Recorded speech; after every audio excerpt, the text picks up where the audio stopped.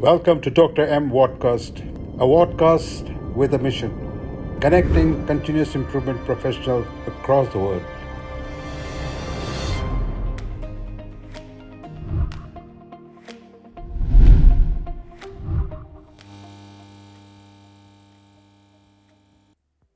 Jeff, so nice of you to be on Dr. M's vodcast, and we have been planning this, and problem was mine. I had a little bit of a medical problem with my ear, and but I can hear you now. I can hear you loud and clear. I can hear you loud and clear.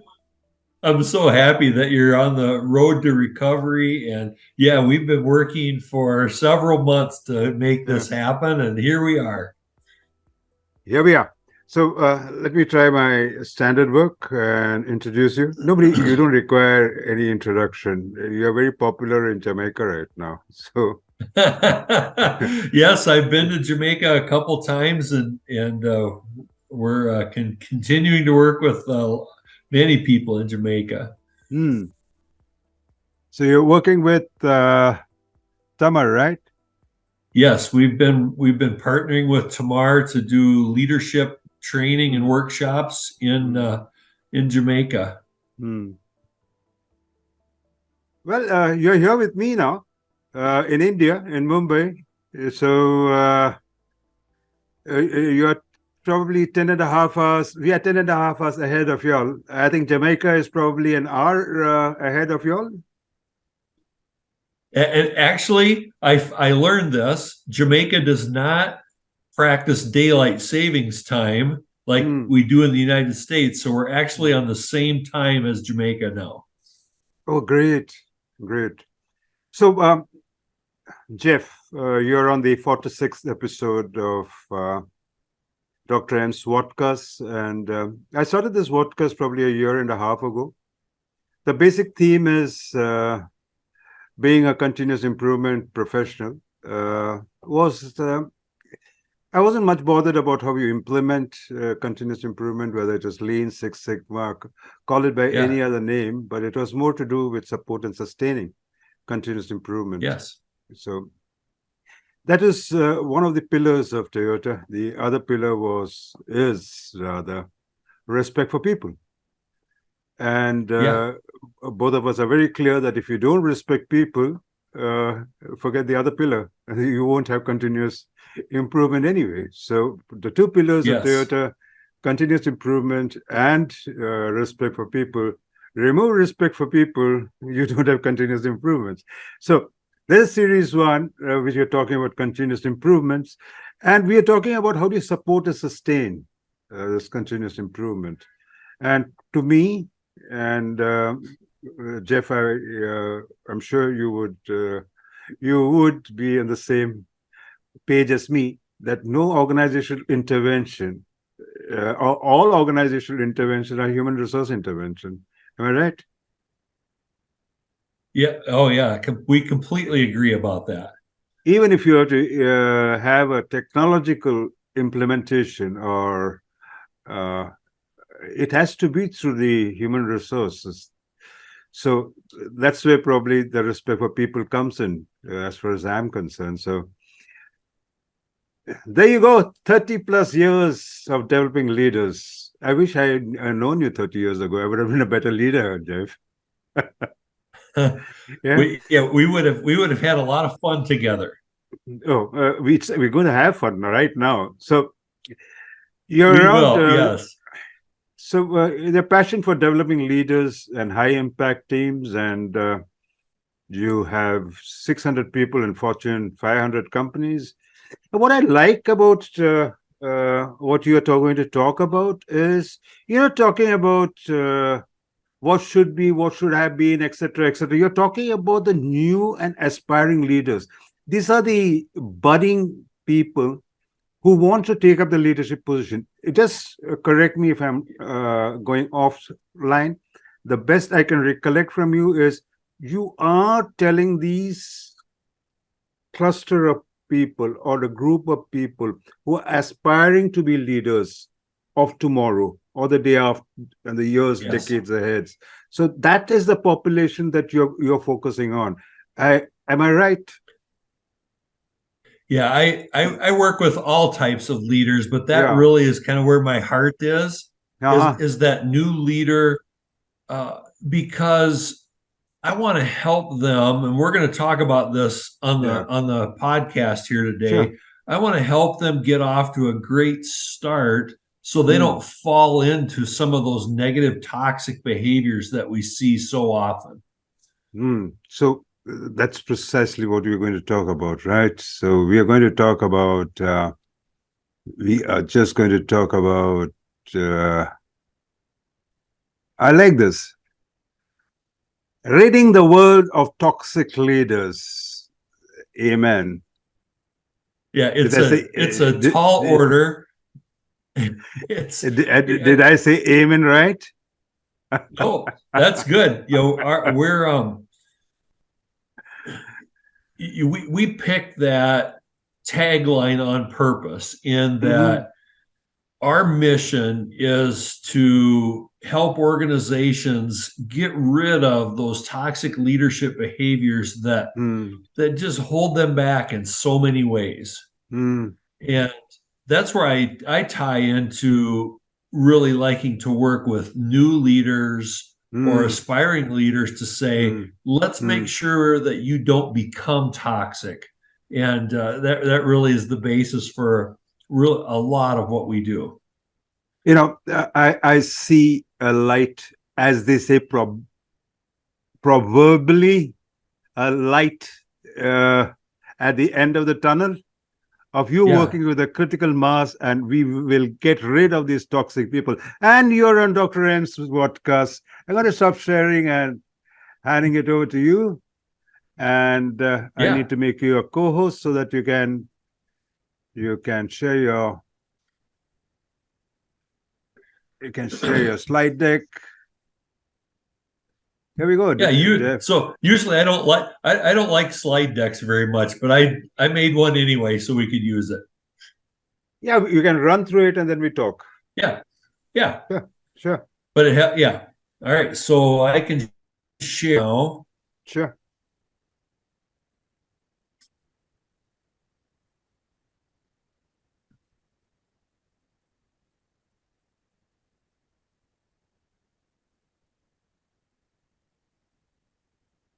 How's that?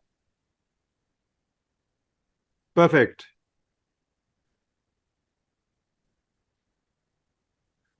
So Dr. M, today I wanted to walk through with the viewers and the listeners to talk about how I go about this idea of ridding the world of toxic leaders. How do we eliminate those behaviors that are toxic?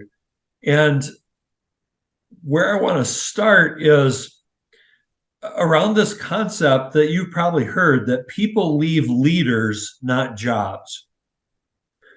If you look at a lot of surveys, you'll find that somewhere around 2/3 of people, when they get surveyed, say, "Why did you leave your job?"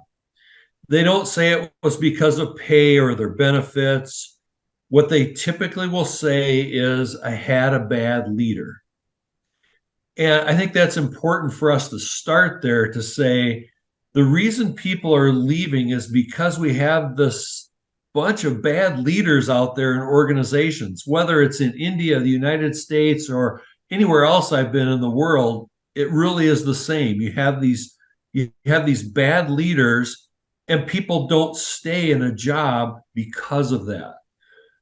And let's talk a little bit about what does that cause then in an organization? What does that toxic leadership look like? And then we're going to spend most of our time talking about what can we do to try to avoid that.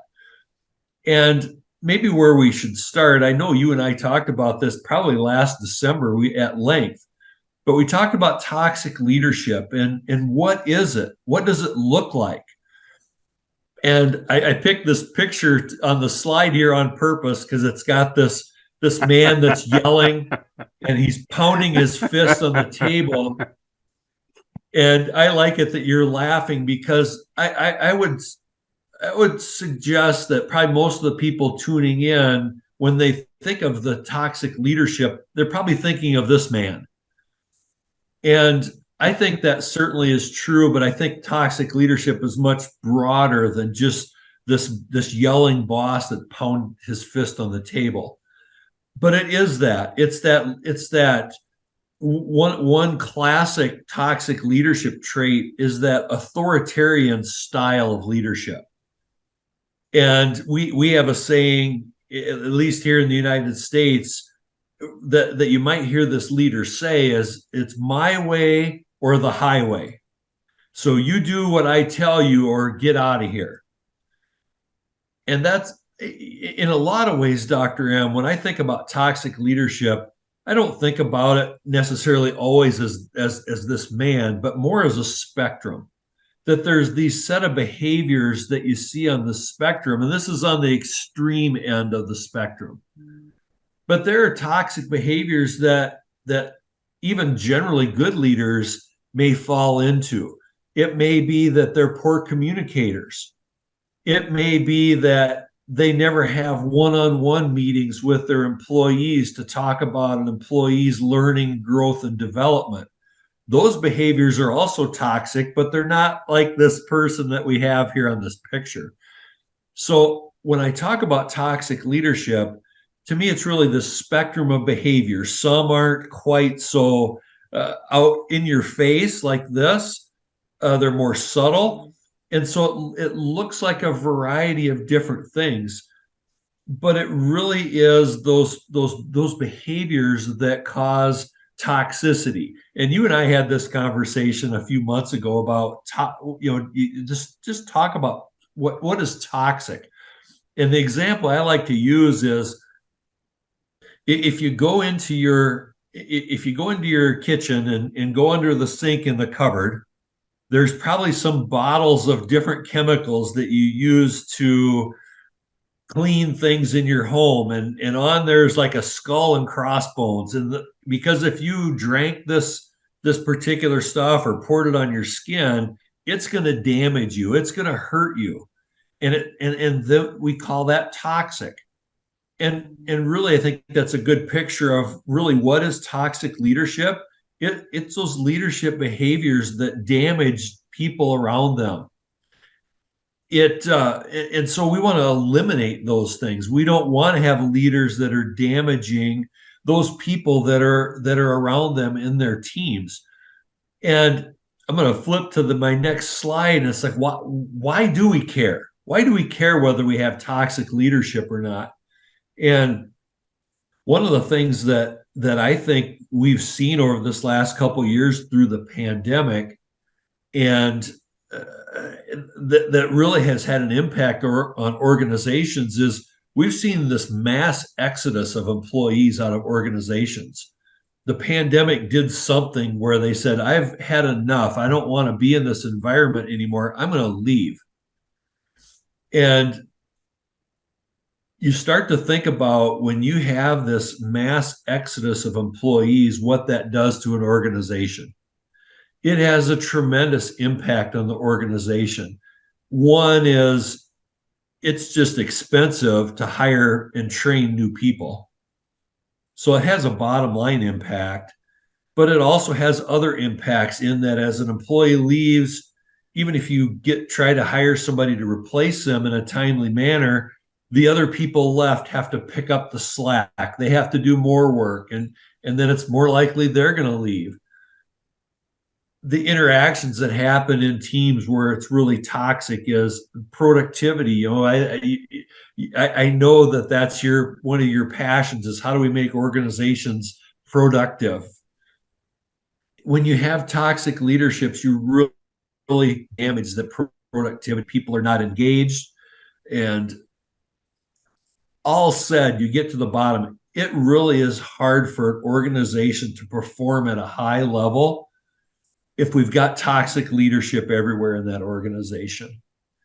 And that's why we should care. We should care because we do care about our organizations and the role our organization plays. I also would just add on a personal note is I do care about people that are around me. And when you have this environment of toxic leadership, it's not a pleasant place to be. And I don't want to see people in that environment. I want to see people flourishing and being able to be the best they can be. And in that environment with a lot of toxicity, it's difficult for that to happen. So there's a lot of reasons why we should care. And so then I want to transition into how do we get there? How do we get these toxic leaders in place? Some of it, I think, Dr. M, you could look at and you say, that's really sometimes people's personality. But I think also what I want to focus on, because you said in the introduction, I like to work with new and aspiring leaders. Leaders, new leaders get moved into leadership roles, and we do a poor job helping them understand what that means. And then they become at a high, there's a high level risk that they're going to start exhibiting these toxic behaviors because they don't know any better. And this is my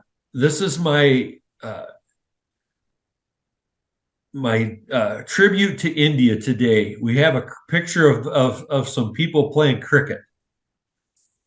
I think I'm sure we got competitors in West Indies too. So yes, and you can see on there, I said a star player. So we've got a star cricket player.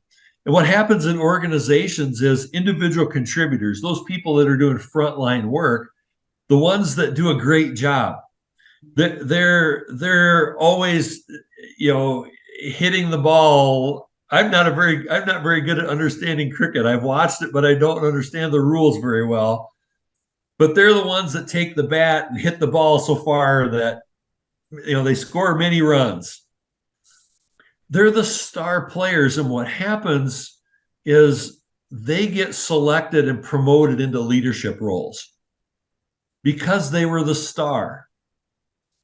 And what happens so often is the things that they relied on to make them a star player, when they get into leadership, those things no longer work to be an effective leader.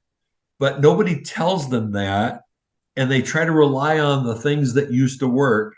And so many of them struggle and even fail because we do a poor job helping them get ready to be effective leaders.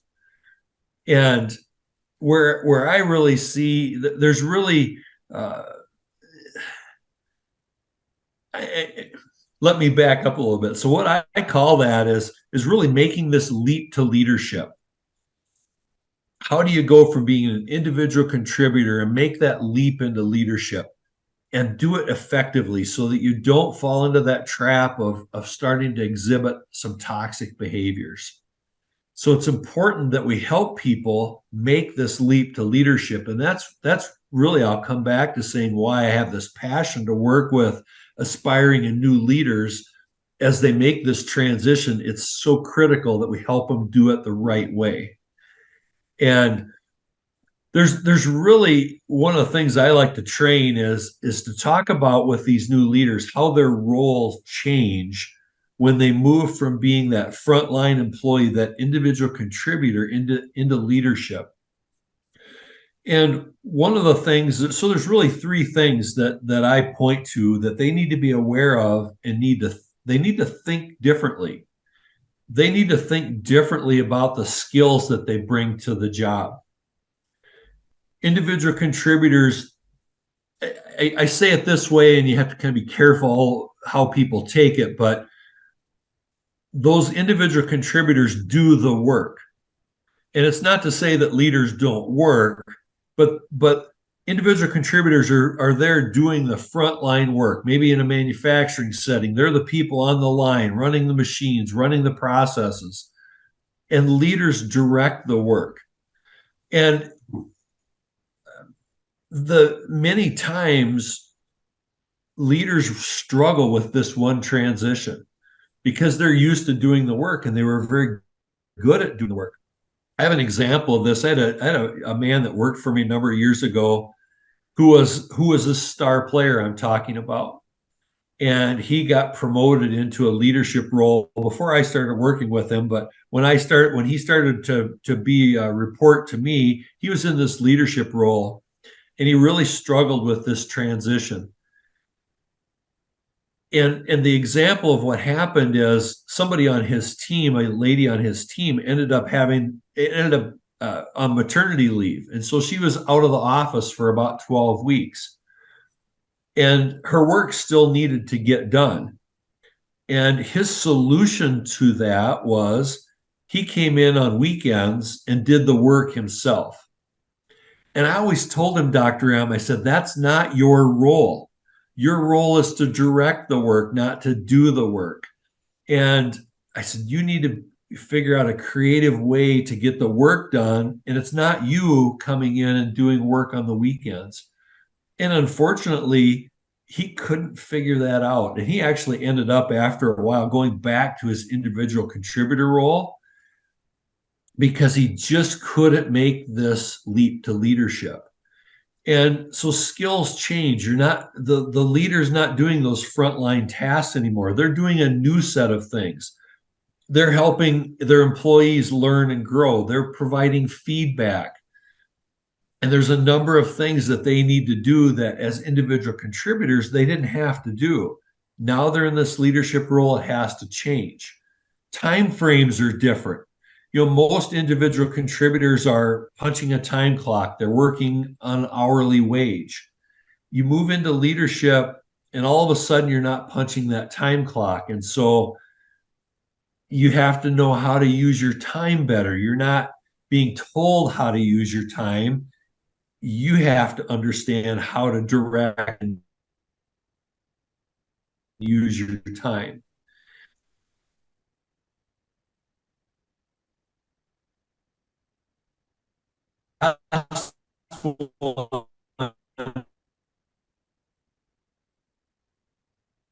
They tend to just live in the culture that the organization has.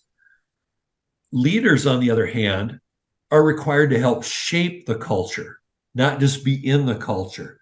And so this is actually a pretty lengthy session that I teach. So we just summed it up in a really quick summary. But if new leaders don't understand these things, they'll try to rely on the old things they knew, and it won't work for them. So it's really critical that they understand how their role changes as a leader. So I'm curious to get some feedback from you on your thoughts on this topic. Yeah, I like what you said because I've seen since you showed the cricket part of it, is Yeah. I've seen very good batsmen, very good talented batsmen who become captains, and then Yes. they can't hold on to the captain's role. So I know many of them in India and elsewhere where they relinquish their captaincy, and they said, "I'm going back and I'm going to exhibit the skills that I enjoy doing." Okay, that's the one thing that I can relate to. And Yeah. what I like you have said is that, and to be very frank, Jeff, way back when I was a management trainee, there are decades and decades ago, they used to say, you don't take your drawing board to the boardroom. Yes. That's the anomaly that we were taught, that whatever you're doing, you don't take that to the boardroom. But invariably, as you said, people try to do that. So what I understand from this is that as you move up to a leadership role, your skill set, your tool set, your mindset has a dramatic change. And not only that, your timeline is totally different. The way you told me, it's not from punch in to punch out. You are looking at something far in terms of the time frame. That's what, and also the work values, as you really said. That's what I Yeah. captured And from I what you think said. Yeah. I love how you talk about the cricket example, because that's exactly what I'm talking about. Mm, And leadership's not for everyone. mm, And if people aren't successful in making this leap, they're going to struggle trying to be a leader. And that's where I think that we have this large risk that as they struggle in this leadership role, they end up starting to exhibit some of these toxic behaviors. So if we can help them understand this role change and really what their role is, we're going to help them on a better path so that they aren't going to rely on toxic behaviors to be effective leaders. And I've just found this to be so critical. And one of the things that I like to teach leaders, we actually have been doing some workshops with people that are either new leaders, even some seasoned leaders sometimes don't understand these things very well. And we've started this doing this workshop, and what I've come to call it is we like to talk about bookend leadership. And when we do these workshops, I like to frame this up that we're going to talk about a bunch of leadership things, but I want them to have bookends. And our two bookends are this. One is I want people to understand what their deeply held values are, what's truly important to them before we start talking to them about goal setting and relationship building, team building, all those things that you probably typically see in leadership training. I want them to have a really great understanding on why do they do what they do. And then the other end is I like asking new leaders this question is, how do you want to be remembered? And it's a hard question maybe for a new leader because they're saying, well, wait a minute, I might not even be a leader yet, or I'm a brand new leader, and you're already asking me to talk about what's it going to be like when I'm done. And I like challenging them on that to say, yes, I'm doing that because you're going to start to shape that legacy today. That how you're going to be remembered. The last time you walk out the door, how do you want to be remembered? What do you want to be remembered for? And I want you to be very purposeful in what that looks like. And so we've come up with this concept of these bookends around leadership. I want new leaders. I actually really want all leaders to grasp this. I want them to know why they do what they do, what's truly important to them, and how do they want to be remembered when they're done. And then we can talk about all these other leadership concepts in between. And I think that just gives them such a firm foundation for being effective leaders. And so this concept that I'm talking about is something that I've been developing probably for a while, but really kind of got set after you and I talked a few months ago. But I've just really enjoyed working with new leaders, talking to them about this. Some of the feedback we've gotten in the workshop, the favorite part of the whole day, we do typically a 1-day event. The favorite part people say is doing this values exercise that we do, really helping them understand what truly is important to them. Just enjoy that so much. And then in between the bookends, some of the things that I really like to focus on is building high performing teams. I actually had the opportunity 3 weeks ago. I was in Cuba and I was actually working with a group, and this was what we spent our time talking about.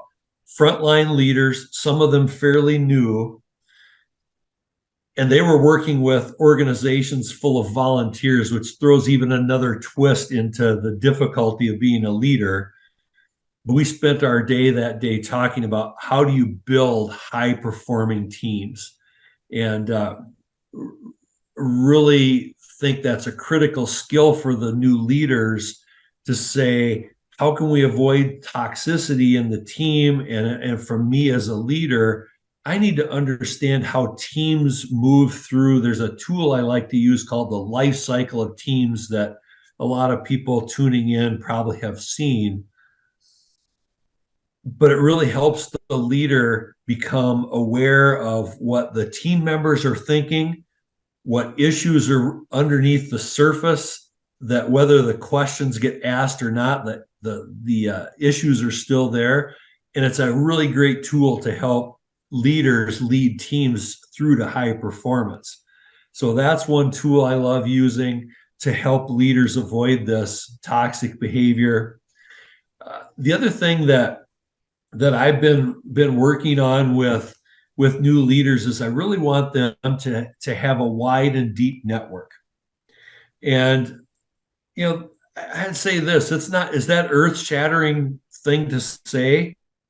No, but so many times I think it gets overlooked. And we were doing a workshop in February, and I had shared with you in Jamaica with our good friend, our mutual good friend Tamar Nelson. That's right. And one of the coolest things, we do this exercise about being very purposeful in building relationships to help you move your team and your organization forward. And one of the things that I have people do that I think is a fun exercise is I ask them to write down 50 people who they need to know and want to know to help them get where they want to go. And it was so cool in this we had a small group. We had like 15 participants that day in this group. There was a young lady wrote down a few names. She was bold enough to share that with the group, and so she said the names. And there was an administrator at a school that she really wanted to know. And one of the things I thought was so fun is at the next table, after she read that name and said the name of the school, a lady at the next table said, "Woohoo!" And come to find out, the lady at the next table who didn't know this young lady went to the same school, was an alumni of that school, and the person this young lady wanted to know, this other lady already knew and had a relationship. And I said, look at this. In a room of 15 people, the person that you wanted to know and need to know, now you have a connection that can introduce you. And so we teach about how do you build this wide and deep network. So that's part of it. And then maybe one of my other favorite things to do is ask this question of people. And this I've asked with audiences of new leaders, of seasoned leaders, everywhere in between, and ask them this question: as a leader, what's your most important task?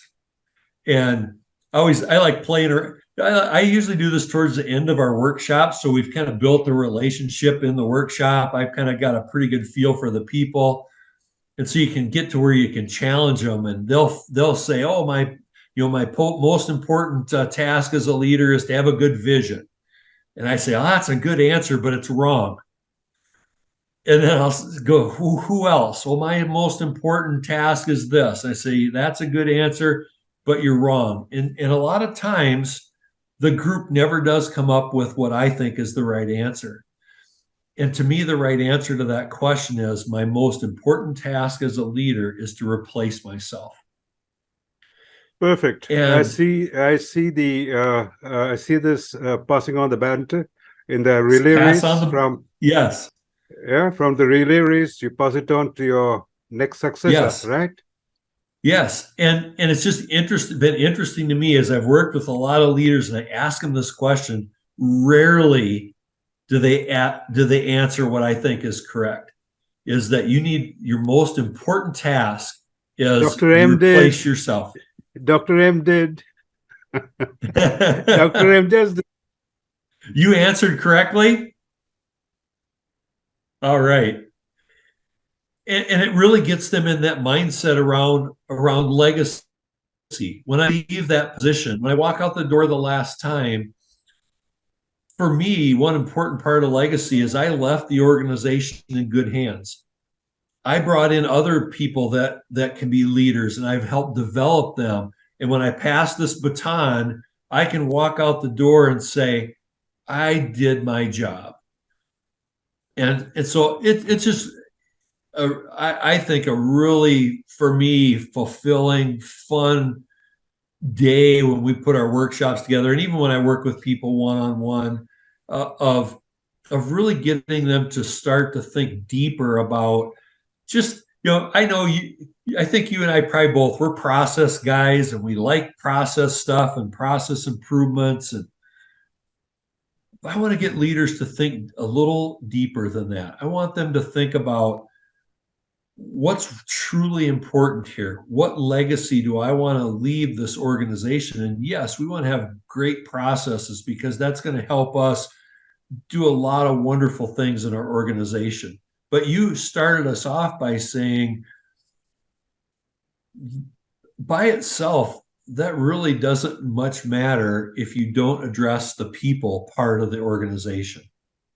And that really, when we go back to the slide I had on roles, that really is a key role of a leader, is to pay attention. Yeah, you have the process stuff, but to really pay attention to that people part.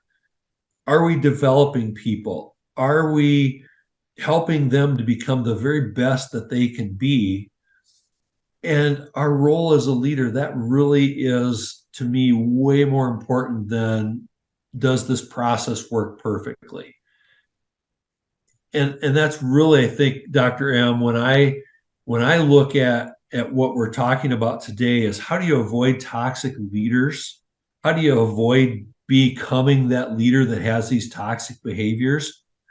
I just walked you through a handful of slides that highlight to me that's how you do it. You focus on the people. We focus on developing people. We focus on our role as a leader, and that's going to help those people look at us and say, I'm not going to leave this job because I've got a great leader. And that really was the message I wanted to share with all your viewers today.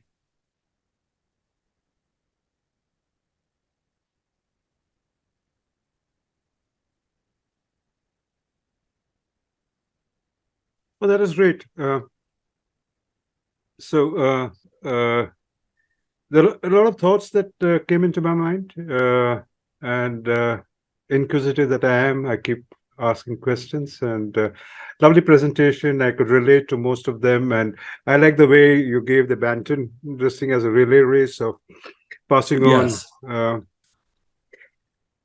What I like about what you talked about, two things. What goes into my mind is,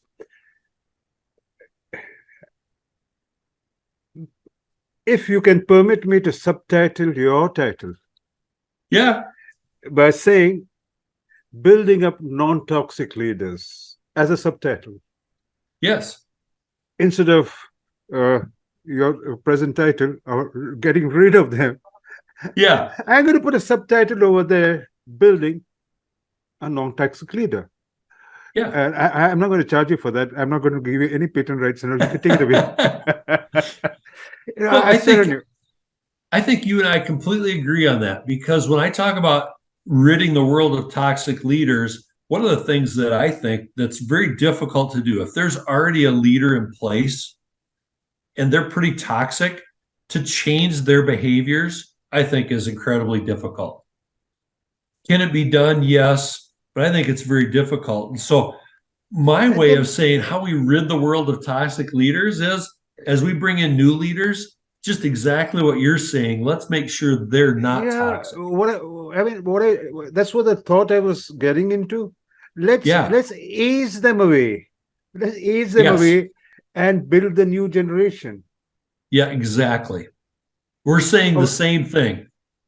However, here's the challenge for you, from my perspective.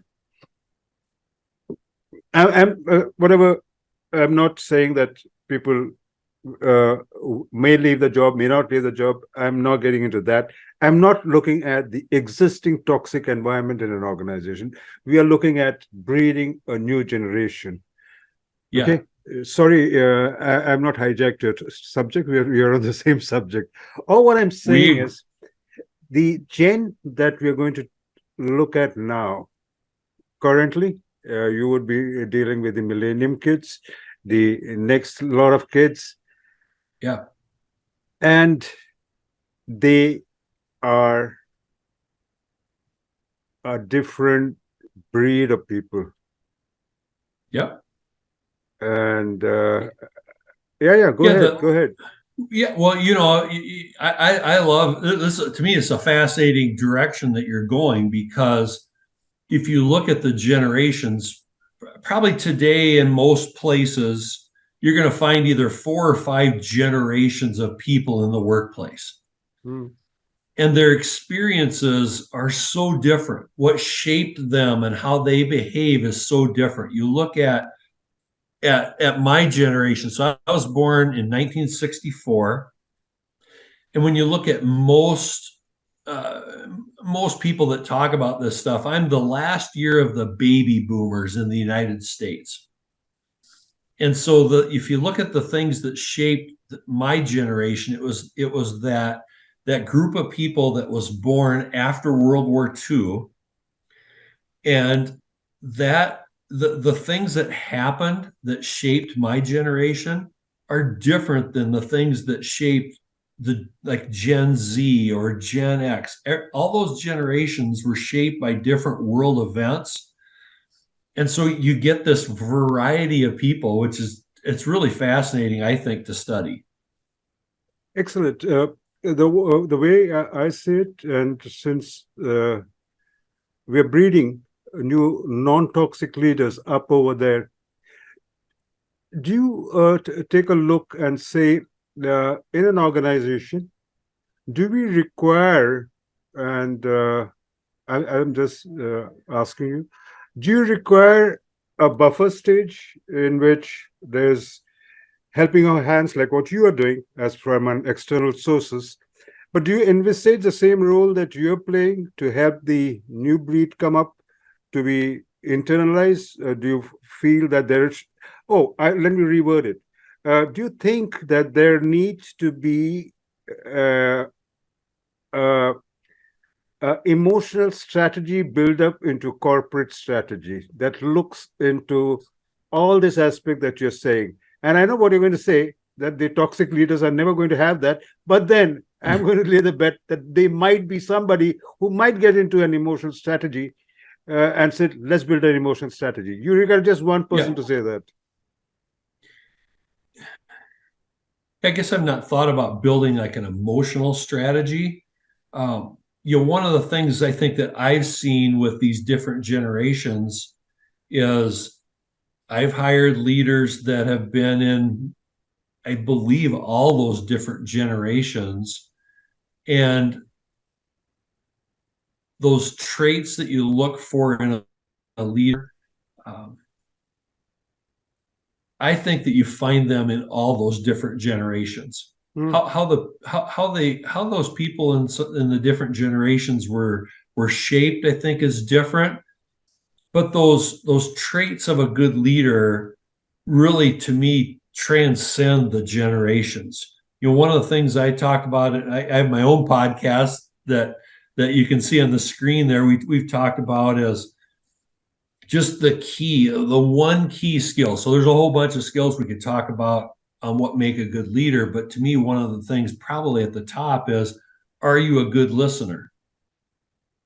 And I look at that and say, I think that transcends generations. Can people be good listeners regardless of the generation or their age? My experience is yes, they can.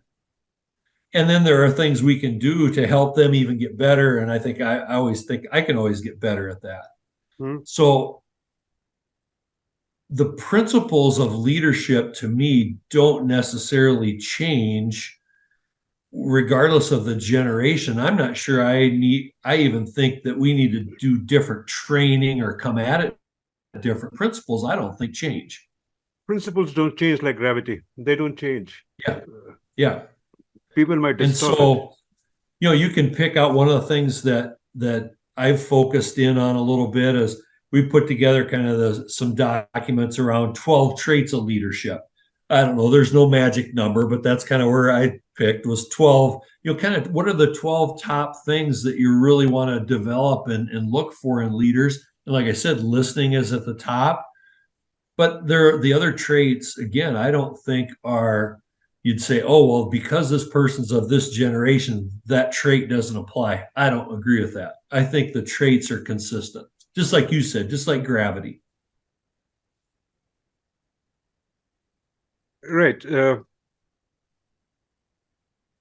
And I stick to this. two things, and I never ask a quiz question at all.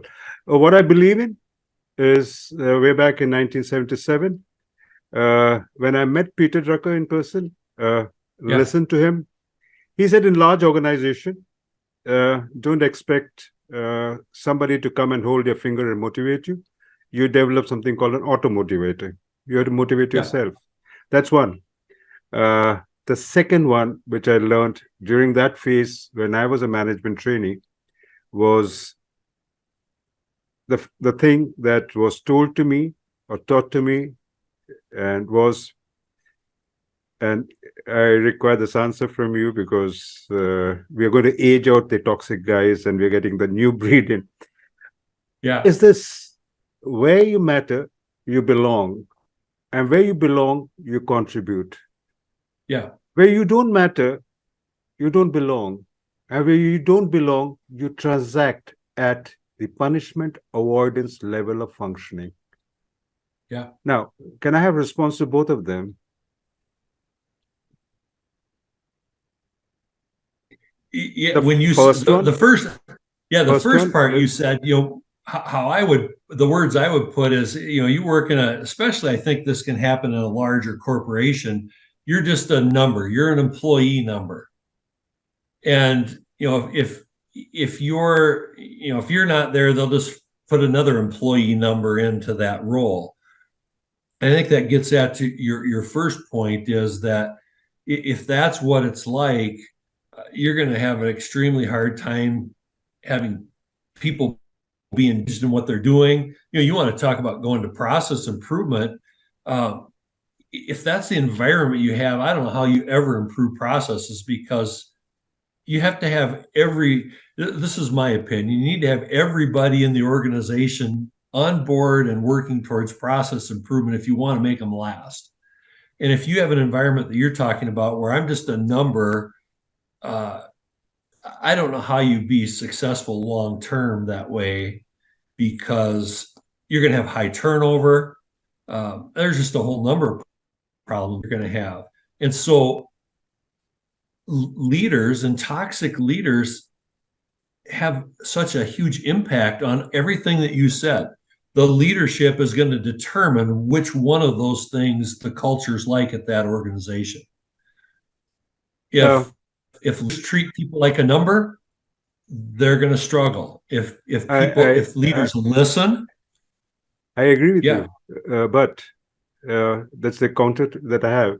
But if I have to look after my psychological safety, it is my responsibility. I'm not going to wait for the things to change, the toxic behavior to change, because I'm in no position. I have to get the bread to the table. I can't go on the assumption that if you can't bear the heat, get out of the kitchen. So in that circumstances, it is my responsibility to look after myself. And that is why I love Peter Drucker when he said, you have to develop auto motivation. How do you motivate yourself? May not be in the organization, not within the walls of the organization. Go outside and motivate yourself. I mean, no, and a different way I'd say that is you need to figure out how to be resilient. How one of the things I've just seen, I've seen probably fairly recently, is at least here in the United States, that people have become less and less resilient. That things that have happened in our culture here have caused people to be less resilient. And so whenever they're faced with any adversity, they just crumble because they've never been taught to be resilient. And I firmly believe, a lot of the stuff I talk about, Dr. M, is, are you born, are you born or made that way? And there are very few things where you say, I'm born that way. And I know that there are some, but most things are your environment. So if you're taught your whole life to not be resilient, and then you get in a situation where you need to be resilient, you're gonna crumble. And I think we see a lot of that in organizations today, where we have people that are not very resilient, and goes back to your Peter Drucker, is that it really gets to be, what's your responsibility to make yourself resilient. So, everything's not going to always go well. And so when it doesn't go well, you need to be able, how can you bounce back? Can you, if you get knocked down, do you get back up and dust yourself off and let's go? Yeah, And I if agree you're with not you, Jeff. resilient, you won't do that. Jeff, I love that because I asked you this at two levels. One, I asked you at the individual level. The next one, I'll ask you at the corporate level. But I'm not yet. I'm not going to spare you now at the individual level. The Yeah. individual level, as we see it, and I'm sure, irrespective of where we come from, whichever country that we come from, whatever culture that we have, things Yeah. have dramatically changed over the last 10 years or 20 years, right? The support Yes. system that we had earlier as a family background, and the support system that we had as somebody in the family that we looked as a role model, or we had role models that we read about, Yeah. that has dramatically changed thanks to technology. That the Yep. support system is outside our family, and we have the support system from outside. Now, that Yeah. has its advantage, it has its disadvantage. Now, taking only the advantage, because we are going to look at bringing up the non-toxic leaders, can technology help these youngsters to bring the resilience that they don't have? I don't know. That they don't have to be motivated within the organization. Yeah. They can go and they can do gaming, they can do whatever they want on the technological level and keep uh, their spirit high. I'm talking at the individual level. I've not yet talked to you about the Yeah. organizational level. But off the top of my head, my reaction to that is technology won't accomplish what we're talking about. Mm-hmm. I think one of the, I probably gets us off a little bit topic, but I look, because I'm here in the United States, and I look and see the the family structure here has Mm-hmm. really fallen apart. So instead of the traditional home where you have a mother and a father and maybe some children, the divorce rate is through the roof. You have single parents, a whole bunch of social things going on that really tear away the foundation for people to build that resiliency. And I just don't see that you can turn to technology to solve that problem. I think it's a human problem, not a technical problem. Yeah, I agree with you. If I flip that question Yeah. by saying that now you have access through technology to access people like you, people like Ah, life yeah. coaches, people like Yeah. whom they can fall back on, uh, Sure. then and people are more maybe I'm just hypothetically saying, Yeah. use the technology where the resources available, like in Jeff or many others, and get your help Yeah. from there instead of you cribbing and creating toxicity within your organization because you got a Yeah. toxic leader. Go out and get help, or Yeah, you I understand. Yeah, or I get understand better what you're saying about technology. So yeah yes, technology allowing us to connect with people. yeah, correct, Yeah. correct. Yeah. Like, for example, I'm sorry, and I'm not thinking that this is a podcast. I'm going to just chat with you. Okay. uh, all what I'm saying is that, look, I love to talk, I like to mingle, I like to play something, or I like certain which is not available to me in the organization.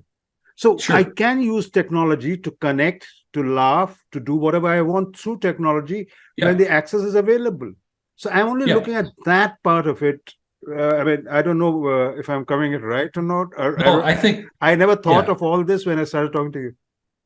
I think after you explain that more, I understand more what you're saying, versus, turning to just pure technology where No. you're talking about really kind of like, I think it's so wonderful that you and I can do this. Mhm. You and I are half a world away from each other. Correct. And, if you look back, maybe even intent, we couldn't have done this. Mm-hmm. And now we've had this ability. I think it's so wonderful that you and I can have this conversation. And I think that's really what you're driving at is if people need to develop resiliency or things, this technology really can enable that to happen. Mm-hmm. Yeah.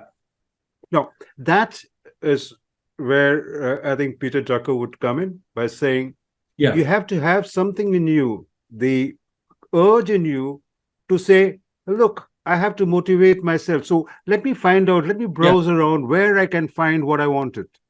And browsing is there. That's my limited point.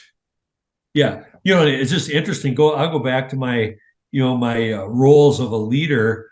I think it's interesting because most people, I think if we sat down with a bunch of people, maybe leaders, and say, is it your job to motivate people on your team? My answer is actually no, because motivation comes from within. I can influence that, I can help you, but I can't do it for you. And I think that maybe is what you're saying. That motivation only comes internally. That's what I understood Peter Drucker saying. And I can hold your hand and help you, but I can't do it. I can't say, Dr. M, I'm here to motivate you. Nope. You have to do that yourself. I think we are in sync, right? So is Peter Drucker. Okay. Now, let me take you to the organization part of it. Is how do you create a sense of mattering for the youngsters? How do you tell? I mean, you have covered it in your presentation. I know you have. You've done it very well. Of how do you create a sense of mattering where they belong and they can contribute? So how do you create a sense of mattering that I matter? For the young leaders that you're doing, how do they do that? I'm not asking you for a secret sauce that you have, but I don't think it's secret, but I don't think it's necessarily easy to do. But here's how I would go about doing that is I'll go back to listening. I'm going to be a good listener. I'm going to make sure that if I have employees that I want to have them feel like they matter, I'm going to listen to them, truly listen to them. The other thing is, one of the things I'm going to really be looking for from them is, what do they really want? So here they are in my organization working. I want to ask them very specifically, what do you want? Whether it's promotions or other learning and development, how can I help you get what you want and be the best that you can be? That's one-to-one. If I ask those questions and truly listen to the response and work on those things, those people will have a sense. They will know that they matter. They'll know they matter to me as their leader. And then as we work together on that, I think they get that sense of I matter. That really, going back to my very first slide, I said people leave because of the leader. Part of why they leave is we do a poor job of what I just said. We don't listen. We don't ask the right questions. We don't help them learn and grow, and then they leave. And I think that falls into my spectrum of toxicity. If you're a leader that doesn't ask good questions, doesn't help people know that they matter, you're toxic. You're not that guy that we had that was pounding his fist on the table, but you're just as toxic. That's how I think you help people matter. So the young breed of non-toxic leaders that we are going to, and I'm going to say we are going to build up, are those people who would know that they matter, and once they know that they matter, they would like to see that the other people with them, they matter, and they pass on their legacy down the order, and people remember them even when they're passed on. So it's just interesting. Another example I had from our workshop in Jamaica, I had a lady, a seasoned leader, ask me this question. They were having trouble with people in their organization interested in leadership training classes. And her question to me was, should I force them to take leadership training classes? Mm. And I told her, no. And I want you to think about that. If you tell me, if I'm not really sure I want to do something, and you come to me as the leader and say, you will do this, whether you want to or not, what's my attitude going to be about that? Okay, I'm going to do it because you told me I had to, but I'm not going to like it. And and I said, rather, what you should be doing is asking these questions that I just walked you through. What do you really want? How can I help you learn and grow to get where you want and what you want? When you start asking those questions, some people are going to say, I'm very content to stay right where I'm at. I don't want to be a leader. Okay, well, I'm not going to force you to try to be one.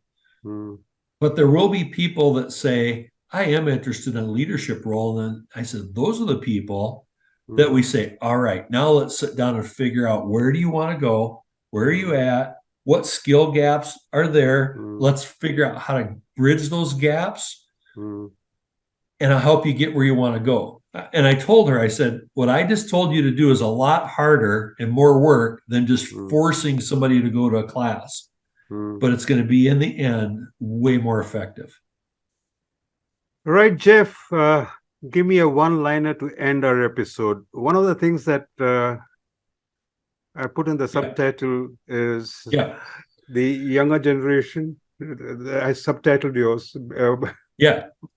Building up non-toxic leaders. Dr. M, I would end with this. If you look around organizations, you'll see toxic leadership behaviors everywhere. And I'm telling you, it doesn't have to be that way. We can build up a new breed of leader that's not toxic and is going to be very much more engaging for those employees and organizations all over the world. Amen. Thank you very much, Jeff. I'm going to stop recording. That is really interesting.